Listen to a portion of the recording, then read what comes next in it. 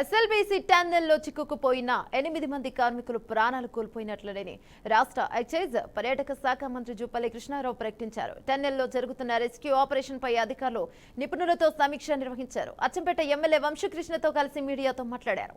టన్నెల్లో చిక్కుకుపోయిన వారి ఆచూకీ కోసం గత 8 రోజులుగా 12 రెస్క్యూ టీంలతో ముమ్మరంగా గాలింపు చర్యలను చేపట్టామని తెలిపారు. ఆధునిక టెక్నాలజీతో సర్చింగ్ చేయగా 8 మంది కార్మికులు ప్రాణాలు కోల్పోయినట్లుగా గుర్తించామని ప్రకటించారు. మళ్ళీ కూడా చెప్తున్నాను, హరీష్ రావు వచ్చేది మాట్లాడుతూ మా 10 సంవత్సరాల కాలంలో 200 కిలోమీటర్ల టన్నల్ తొమ్మిది మాట్లాడుతాను. నేను కూడా అదేనా కదా, మరి మీరు కొత్తగా మొదలుపెట్టి 200 కిలోమీటర్ల టన్నల్ 10 సంవత్సరాలు తొమ్మినప్పుడు మరి మిగిలినటువంటి మీరు 10 కిలోమీటర్లు చేసినప్పుడు మిగతా 9 కిలోమీటర్లు 10 సంవత్సరాలు ఎందుకు చేయలేకపోయినారా? దానికి సమాధానం చెప్పలేదు. ఓలా చేసి ఉంటే ఈ సంఘటన జరగకపోయినా కూడా వాస్తవం కదా, ఎందుకు జరుగుకో అట్లా చెప్పినే ఇది మీ వల్ల జరిగిన అన్నాను కదా.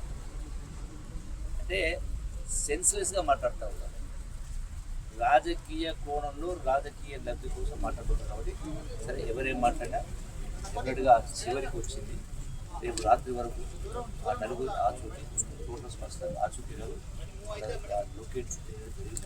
ఏ రకమైనటువంటి చర్యలు తీసుకోవాలో ఆ రకమైనటువంటి చర్యలు తీసుకుంటా ఉన్నాం.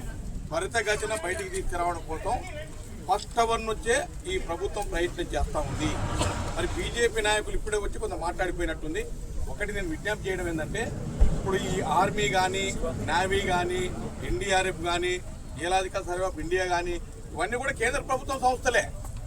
కేంద్ర ప్రభుత్వ సంస్థలు కూడా వాడుకుంటా ఉన్నాం. అరే, వాళ్ళు ఎక్కువ విమర్శించకపోయి ఉండొచ్చు, కానీ ఏది ఏమున్నా ఈ ప్రభుత్వం ఏ రకమైనటువంటి మెజర్స్ తీసుకోవాలో ఆ రకమైన మెజర్స్ తీసుకుంటా ఉన్నాం. త్వరితగతిన అక్కడ ఉన్నటువంటి లోపల చిక్కుకున్న 8 మందిని తీసుకురావడం కోసం నిరంతరం 24 అవర్స్ ప్రయత్నం చేస్తూనే ఉన్నారు.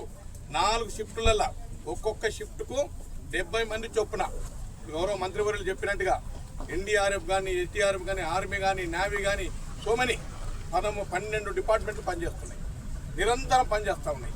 కాబట్టి ఎవరు ఏం చెప్పినా ఇది ప్రభుత్వ వైఫల్యం కానే కాదు. ఇది న్యాచురల్ కెలామిటీ, ఇది ప్రకృతి వైపరీత్యం, అనుకోకుండా జరిగిన సంఘటన. దానిపైన